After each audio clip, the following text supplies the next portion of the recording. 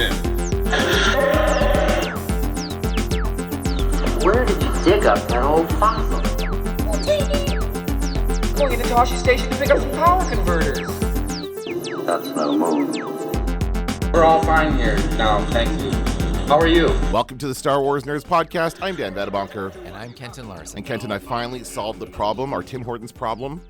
Yes, you figured it out. Good to see you, by the way. It's been a while. It's been a while since we've been able to record a podcast, partially due to Tim Hortons. I would say the lineup has factored into us not being able to podcast Students sometimes. also in the podcast booth. Well, that's not their fault. They're doing an assignment for me. I blame them completely for that. And the end of Ahsoka, which left us drained and unable to get out of bed. We were so drained. I lost my lust for life after that. I just had there's no point in going on. Did you after notice? The end of Ahsoka. And speaking of, we kept recording podcasts, and I kept where are the other Star Wars podcasts? Have they just given up? Yeah, it was straight. But they had taken the time off during the writer's strike, which I find to be admirable and pretentious at the same time. Because it's almost like no, I stand with Ray Stevenson and Rosario Dawson, and it's sort of like you're a hobbyist in your basement, and we are two hobbyists in the school basement. True, that's very true. But I have something to say about that because yes, the actors' strike finally ended, and we have now people are posting about content, and it's happening everywhere, not just podcasting. Yep. It's happening on TikTok. All of my friends on TikTok who were previously posting about all their new pickups that they got are doing it again, and now it's all starting up again. They're all talking about the new movies, so the marketing machine is getting going again. And it's interesting how responsive people are to that. Yeah, people really took that into heart and did not post their content. They see that as value. They see the marketing value in their own content, and it does add up. On a similar matter, actually, I got an offer to review a movie on TikTok, and if I get enough views, I will make money off of it. So we'll talk about that maybe another time. I would never accept that dirt. Are you kidding me? That blood money. Sorry, dirt money. That blood money. I would never accept it. Just quickly, how much do you think they're willing to pay me for a million views? For my ad, 1 million views. Yeah, 1 million views are. There's an instructor in New York who said if anyone goes viral with 1 million views, you won't have to write the test. That's true. And so that's how big that is. Yes. And the whole class doesn't have to write the test. Pardon me. There's an article in the New York Times, so it's valuable. I'm gonna say $1,000. Well, not close. Double. It's $500. $500. Oh, but I think that's fair given my status on TikTok and the number of followers I have. How about engagements?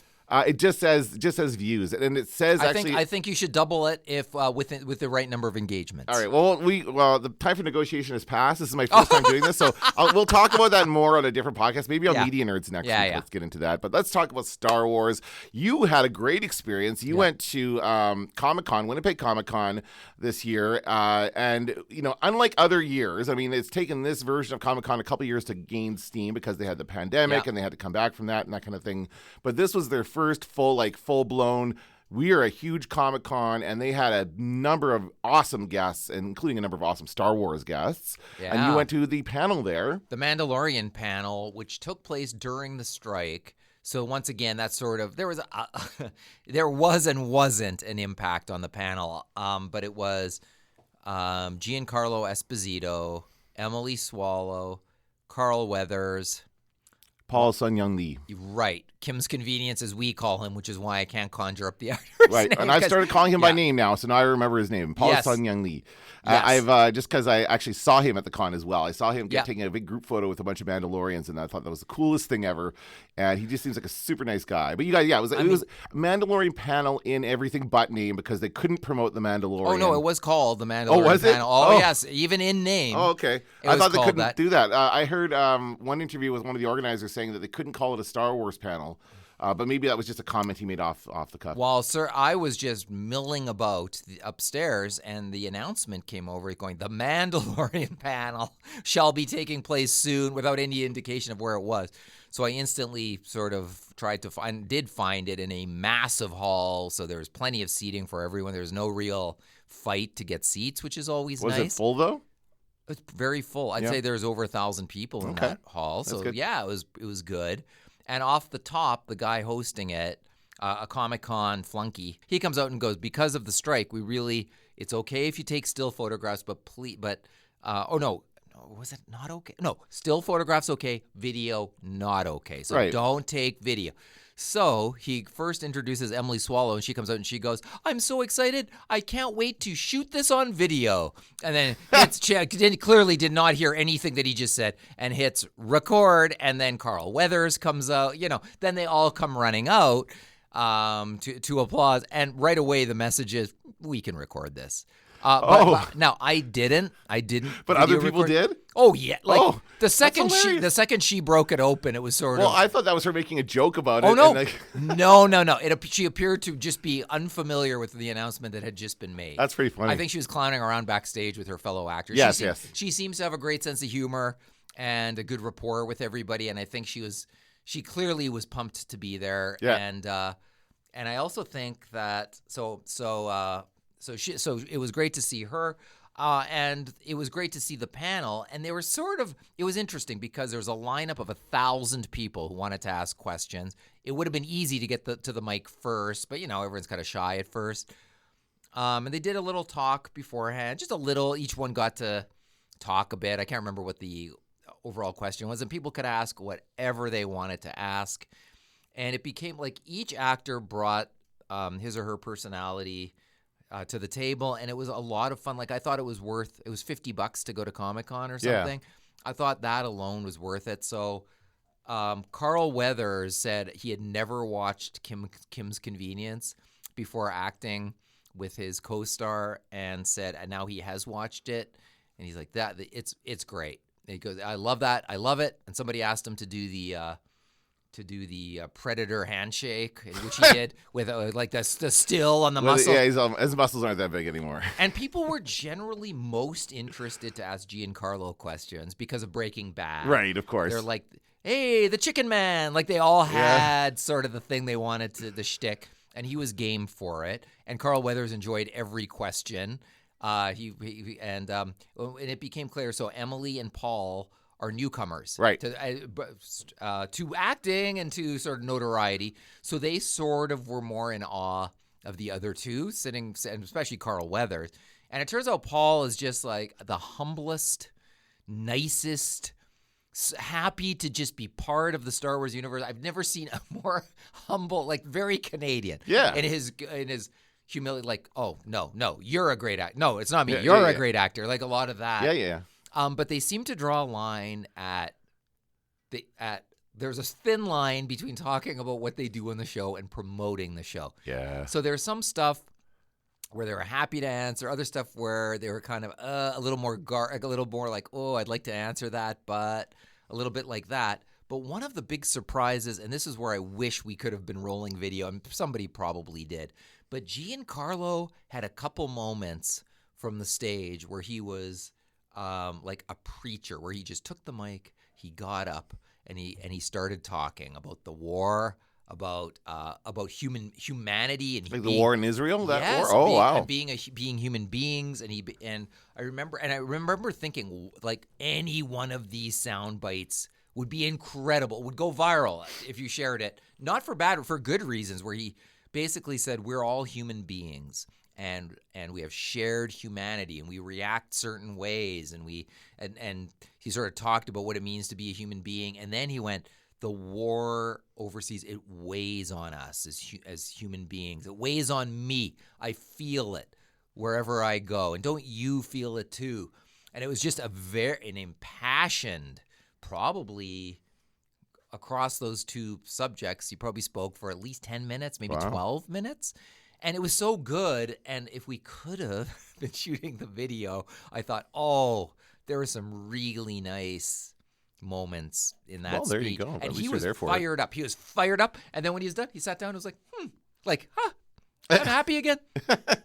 It's great. I'm ready. That's good for Next question. You're seeing I see lots of clips like that across social media, TikTok, and that kind of stuff with on various things. Although oftentimes it's just like celebrities dishing dirt on each other for various things that happen on set. But it's nice when they do that. And and kind of speak their mind on something that's not related to anything they're doing, but it's something that is still important, right? And a lot of people can connect to that. So that's awesome. I don't think I've ever seen a Star Wars panel as good as this at Comic-Con, except for maybe that one time David Prowse came and he did a little speaker slot, and then in the evening he did his one-man show. Oh, okay. And I just remember that was so cute and nice, and I left there just going, that, I really got a great sense of what this guy's about, and the human being behind Darth Vader. I don't know that I've ever seen one. Well, there was the one you did with Watto. No, there weren't enough people in the audience. That was good though. Yeah, I enjoyed meeting him, and he did the voice. He was so nice, and there was like 10 people. Yeah. In the theater, and he was like, "What?" I remember when he came out. He was where, and I went, "It's an intimate crowd." That's what we call like when nobody shows up. Yeah. But I think they were trying to charge extra for people to get in. It was in. very Weird. confusing. They had a thing where they said it's $5 for priority seating, where it was not necessary to have priority seating in that space because everybody could see. Scared everybody off. It did, yeah. Everybody's like, why would I pay an extra $5 for something I should? You're right. It's included in the cost of the con, and when you have a good guest lineup like they had at this convention, it makes it worth the admission. That alone is worth the price of admission. It was. And that one panel, right? Yeah, That's it. You didn't even see anything else. I mean, the Trailer Park Boys were there if you're into that. I walked past the autographs and saw everybody signing, but there's one person who I did not see who was missing. I don't remember who it was. There's somebody who wasn't there. Michael Rooker? Who's that? He's the blue guy from Guardians of the Galaxy with the fin on his head. He was not there. Oh, he was there at some point, but he was probably limited. I wouldn't be surprised to see he was only there for the one day or something like that. Okay, yeah, I missed missed him. They do that kind of stuff. Trailer Park Boys apparently were there the whole weekend, and they stayed in character the whole time, which is insane to me. But they do. Yes. They probably take breaks and stuff like that. But a colleague of mine at CTV got a 5-minute interview with them, and he was over the moon. He was just thrilled at it. Yeah. And he was like a huge fan and had a great interaction with them and that kind of stuff. So, and they were in character. So I think that's really cool. And we should also point out that Ray Park, Oh, Darth Maul himself, probably had the longest line all weekend. But I don't know what he was asking for autographs and photos, and sometimes it's all about price point. Because I saw Robert Patrick there, as I mentioned. yes, that was the other one I was thinking of. And I was like, oh my God, I'd love to get and there he is standing right there. And it's weird to see him in person after seeing him in so many shows. Yeah. I was like, I think I would like my photo with Robert Patrick. And I asked, $80. And I go, does it come with an autograph? No, that's another $80. It's like, $160? I would just pay $80 for the photograph. I don't care about the autograph. I don't care about that. The photograph actually captures the moment. Autograph is adds value to it somehow, I guess, if you want to sell it. Yeah, a value add. I was looking for a little bit more for my $80. Okay. Yeah, I guess so. That seems pretty reasonable to me for Robert Patrick for a photo op. Although, you should get some kind of bundle deal when you do both of him, $80 or $140 for the two of them together. Mm-hmm. What was I going to say about that? Oh man, I forgot now. Hold on. The pricing? Robert Patrick. Well, no, it was something about Ray Park. Ray Park. Yes, I think that. It could be just because of the era that part of Star Wars he's from, the prequel era, which had a lot of merchandise, which had a lot of people probably wanting him to sign their Darth Maul figures from 20 years ago. And that's going to be worth a lot now because Ray Park has signed it. So I guarantee that's one of the reasons why his lineup is so I long. would have got him to sign a Darth Maul figure, but I forgot to bring it with me. I thought, I'll just buy one there. And there was not a lot of Star Wars merch on sale. Yeah, I noticed that. It must be said that there was less than ever before, which is weird. Well, I think people they're maybe Disney's clamping down on who can sell Star Wars merch on that kind of thing. I don't know. Or it's not selling, or I don't know. I found the show floor to be interesting, and it's evolving. And my friends, anybody who's interested in listening to how that's going can listen to Super Pulp Science, where my friends Gregory and Justin talk about their experience at the con as artists, and at New York Comic-Con. Justin went to New York Comic-Con this year. Oh, Justin, my former student. Justin Curry. Right. Yes. Yeah, Oh, did you have him? Yeah, I taught him in the graphic design there, class. Yeah, I didn't see him. I went to his booth, but he was not there. He's always either busy or on a break. Yeah. But he went to New York Comic-Con and had some complaints about the way they're writing things there. But it's I think overall commercialization is the word I would use for the it used to be more people selling their own private collection or toys and that kind of stuff. Now it's like giant panda ziggurat of like whatever that is, that big neon panda sign that was right in the middle there, like selling just basically it's the same prints and stuff you can buy anywhere. It doesn't seem to be really unique or interesting. And not a ton of Star Wars. You're right. Not a ton of Star Wars stuff. And I didn't really realize it until now. The other things in terms of costumes, like Marvel and Star Wars are kind of like there's always people wear. Like I saw that. I saw the Mandalorians and people who dress like Mandalorians, and that was cool and stuff. But it was far more anime than I've ever seen before. And similarly with the booths, it was far more anime related merch and clothing.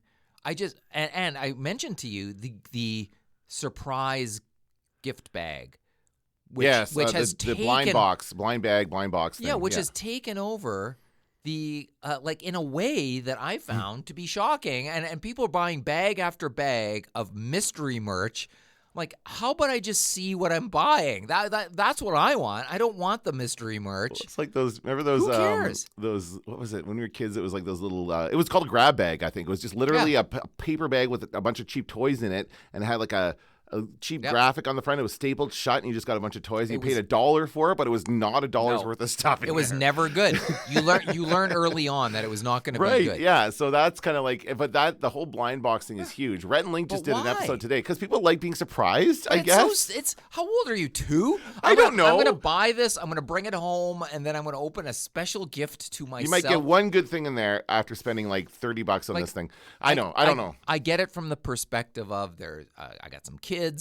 I need something to buy them. That'll be a surprise later on. It won't cost me as much as if I buy some big item or something. Yeah. So I get it from that perspective. But it was not that I saw. It was not people like that who I saw buying it.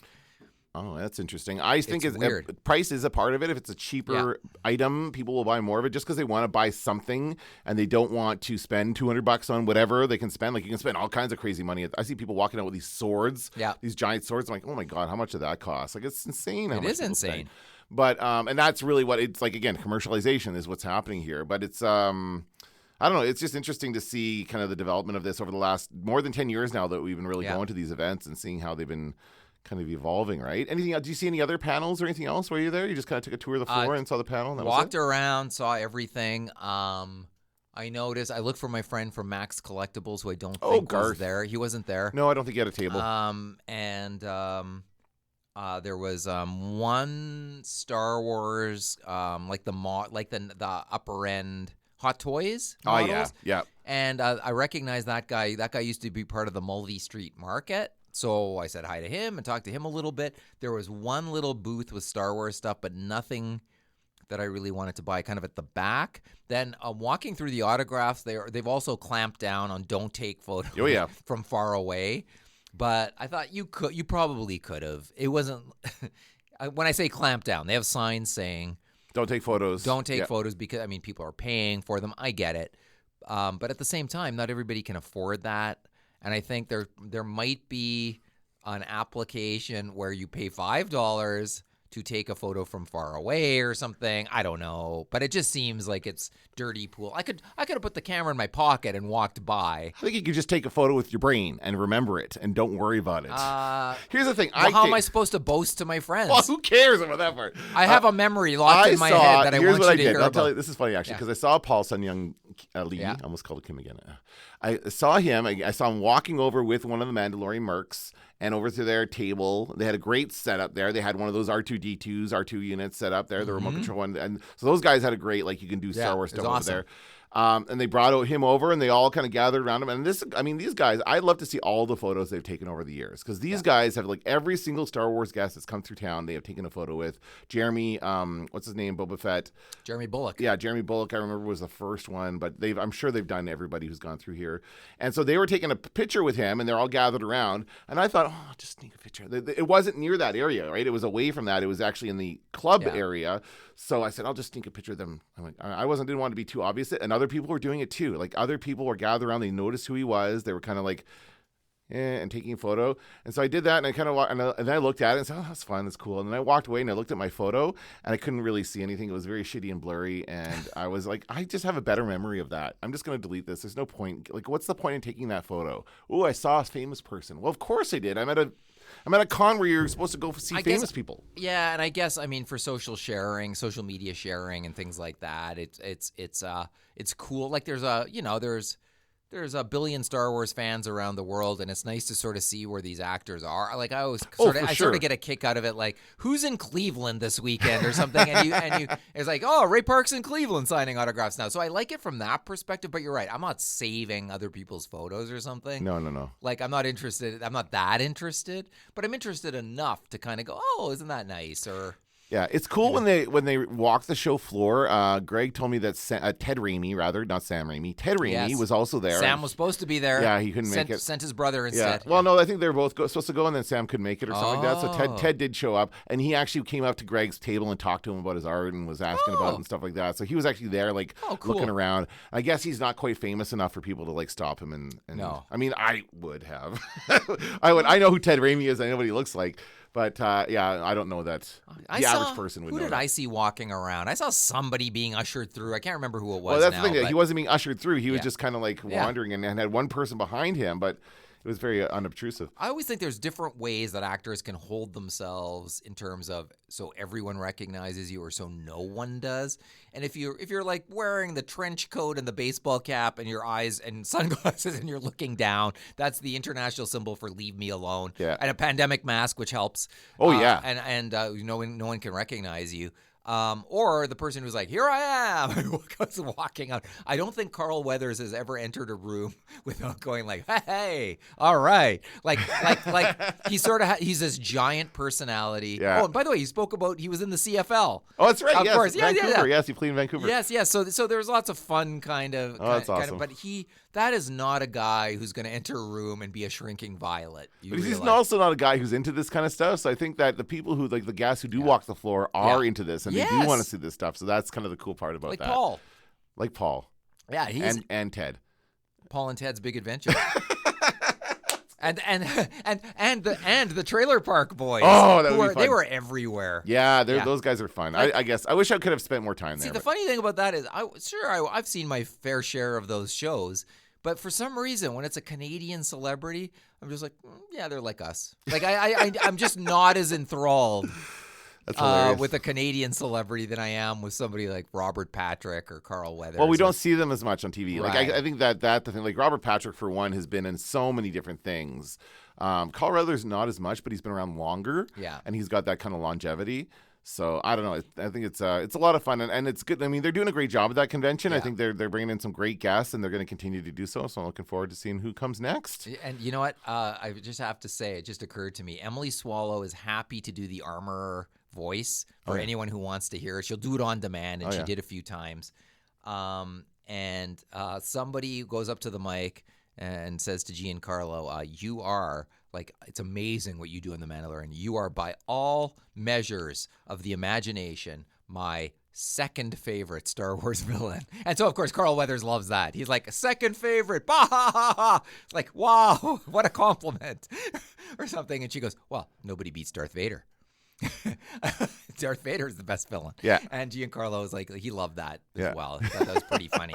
He even did a little I'm the Chicken Man. He did a little it was good. It was very nice to see that. And I think we used to just get Canadian celebrities on the B-list at best sort of tour, and now we're getting it was a better collection of people signing autographs and of panels. And I think it's a good way to move forward with Comic-Con, with Winnipeg Comiccon in particular. Oh, for sure. Yeah, I think people are starting to build confidence is starting to build around the event, and people are coming back. And I don't plan on working next year. I'm planning on attending.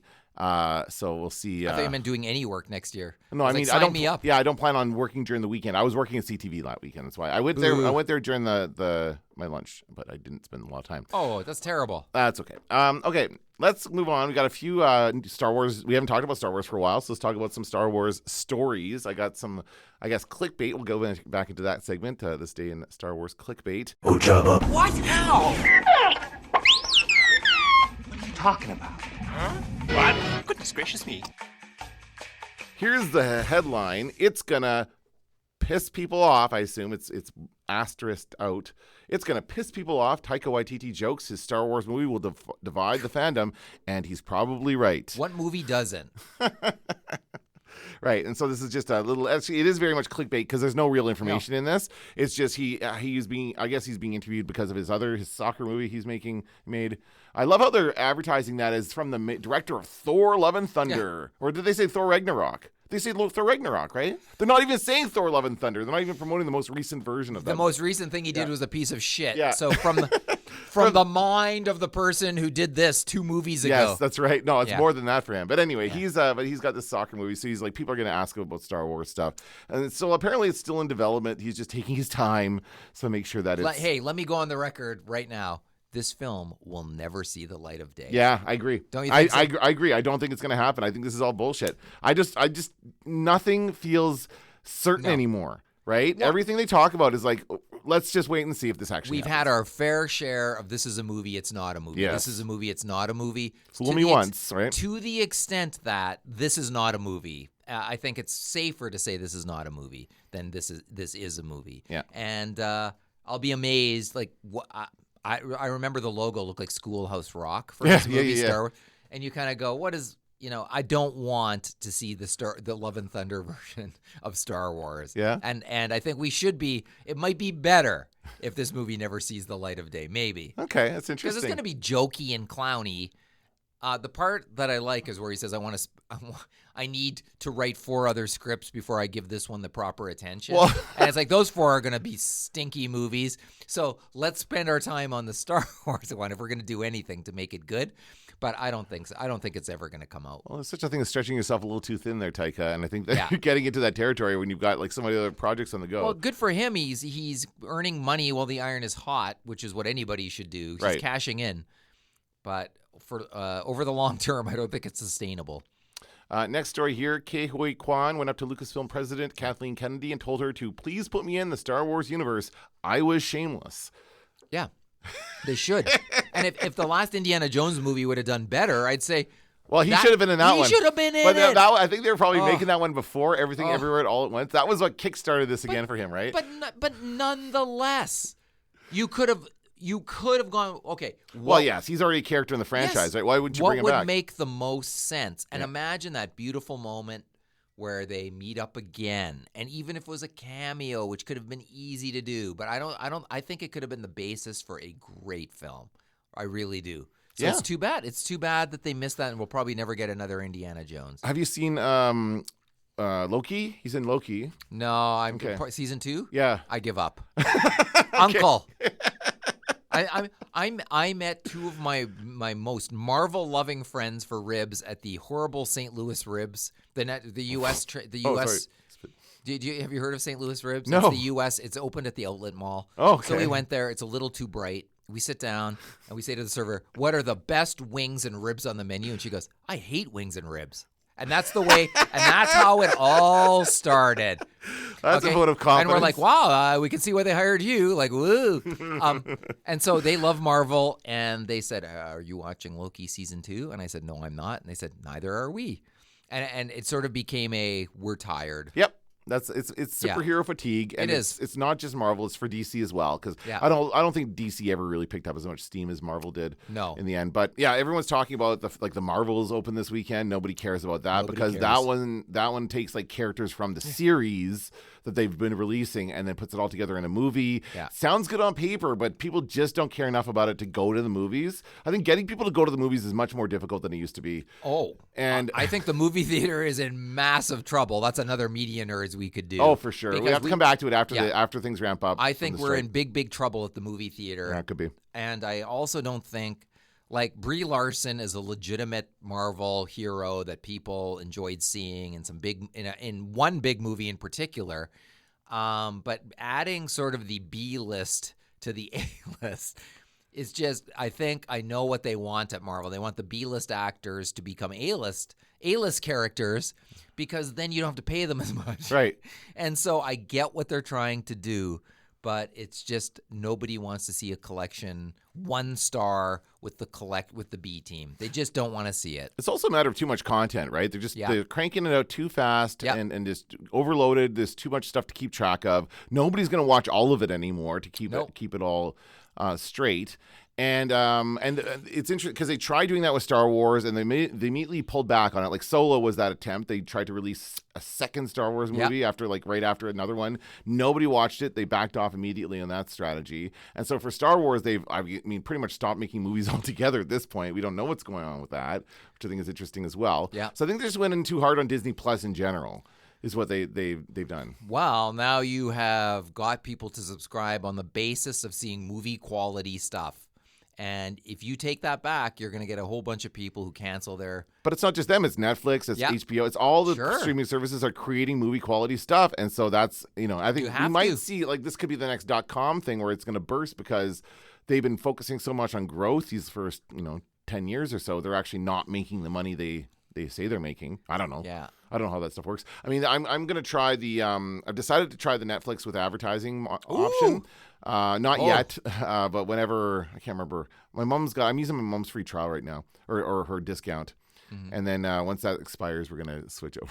See, I watched Blackberry on CBC Gem. Blackberry was a fine film, but they've turned it into a 3-part series because there's more footage than what was in the film. Okay. And I watched it as a 3-part series with ads. And they show you where the breaks are going to be in the film. You can see it when you pause it. Yeah. So you can time going to the bathroom, anything. Like you can look and see where the marks are for the ad insertions. Okay. It wasn't as irritating as it has been in the past. I think they're getting a little bit better about where to put ads. Yeah, they are. In general, I think the online video streaming, we'll talk about this again, and it's another Media Nerds topic, but I can see the environment shaping up quite well as far as the video. Some of the services aren't as good as others, but it's interesting times for sure. We're seeing they're just testing out to see what's annoying and then backing off a little bit. Right? Unless you're YouTube, right. In which case we're going to go all in on torturing you until you pay for a subscription. No. I actually think YouTube's the best at doing their advertising. So again, great topic for Media Nerds. I think it's rotten to the core. Okay, I'll leave it at that. We'll continue this discussion maybe next week. But let's anything else to add about Star Wars before we leave? The only other story I had here is again a little bit clickbait saying things are moving for Mandalorian season 4, which just to say that I think they're starting production. But I mean, who knows when. Well, I don't think we've heard anything about an Ahsoka season 2. I'd be surprised to hear that at this point. I think that we're going to see a big shutdown of everything. They're not going to announce anything new for a little while, and they're going to produce. Hopefully, maybe they'll produce Taika Waititi's. I don't know, but no, it's not happening. That's not going to happen. No, I don't think it'll happen at all. But I think I think we can count on the Mandalorian being the Star Wars tentpole for the time being. And then depending on how the other stuff does, and we don't really know. I mean, we're going to get Skeleton Crew still. Right. And the Acolyte. And if those are hits, if people love those, then there'll be more of an appetite to see it all come together with Ahsoka and with the Mandalorian lead. I think the Mandalorian and Grogu have to be the stars of the final They're the face film. of the franchise. I think they have to be. No matter what, that's where this has to go. Do you think part of the problem is that they can't measure the success of these shows? Like they can't show us, or they refuse to show us the numbers, so that we don't know how many people are actually watching it. We used to have a measure of success by box office with movies, right, or ratings when it was television. But now we don't. Like these companies are keeping this all stuff all secret. But that means that has no meaning to us. We're more likely to get on board with something that we see as popular, right? Maybe. But I mean, there's views, there's new subscriptions. But they don't tell us those stuff. They don't tell us any of that stuff. Who completes the show? Yeah. How fast do they watch the show? Like there's lots of different metrics that they have access to that and then the social media bounce when each episode comes out, and I think it's all of that combined into one metric. And Nielsen has been trying to come up with this for about 20 years now. Oh, I'm sure our guys have as well. Yeah, and they've been unsuccessful at kind of doing. They had a metric that they keep threatening to reveal, and they never do. So until we have that, we go on the corporate announcements for each of these streamers, and I don't know how much of that you can. Like believe. it doesn't mean anything to me when someone says it's the number one stream. Like it said that for Ahsoka. Yeah. It's our highest streaming series ever. What the hell does that mean? I don't know how many people that means. That refers to, right? And it has no meaning for me because of that. That's going to do it for this episode of the Star Wars Nerds. I'm Dan Vadabonker. I'm Kenton Larson. Don't let the Force hit you in the ass. Now I am the master.